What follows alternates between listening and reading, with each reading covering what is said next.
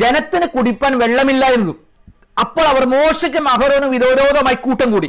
Israel ജനം ഒരു വലിയൊരു അബദ്ധം കാണിച്ചു. എന്താണെന്ന് വെച്ചാൽ ഈ ഫറവോനും കൂട്ടരും ഇസ്രായേൽ ജനത്തെ പിന്തുടർന്ന് വരിക. 20 ലക്ഷത്തിലധികം ജനമുണ്ട് മോശയുടെ കീഴിൽ, 20 ലക്ഷം ജനം. അപ്പൊ ഫറവോനും പിന്നെ കൂട്ടരും പിറകെ വരുന്ന മുന്നിൽ ചെങ്കടല. ഇത് രണ്ടും മുന്നേ നിൽക്കുമ്പോൾ ഇവരെന്നാ ചെയ്യുന്നതെന്ന് അറിയാമോ? മോശ എറിയാൻ കല്ലെടുത്തെന്നാ പറയുന്നത്. ഞാൻ ചോദിച്ചോട്ടെ, 20 ലക്ഷം പേര് ഓരോ കല്ല് വെച്ച ഫറവോന് എറിഞ്ഞിരുന്നെങ്കിലോ? ആ ഫറവോൻ അവിടെ വീണേനെ. ഇവർക്ക് എന്നാ പറ്റിയാലും മോശയെ എറിയത്തുള്ളൂ എന്ന് വെച്ചാൽ ഇത്രയും ലക്ഷം ജനമുണ്ടായിട്ട് പോലും ഫറവോനെ എറിയാൻ അവർ തയ്യാറായില്ല. മറിച്ച് മോശയ്ക്കെതിരെ കലഹം കൂടി. നീ കാരണമാണ് ഞങ്ങൾക്ക് ഇത് വന്നത് എന്ന് അവരവിടെ കലഹം കൂടാനായി തീർന്നു. എന്നിട്ട് അവർ പറയണം, അവർ മോശയോട് കലഹിച്ചുകൊണ്ട് പറഞ്ഞൊരു പദം എന്താണെന്നറിയാമോ? ഞങ്ങളുടെ സഹോദരന്മാർ ദൈവത്തിന്റെ സന്നിധിയിൽ മരിച്ചപ്പോൾ ഞങ്ങളും മരിച്ചു പോയിരുന്നെങ്കിൽ കൊള്ളാമായിരുന്നു.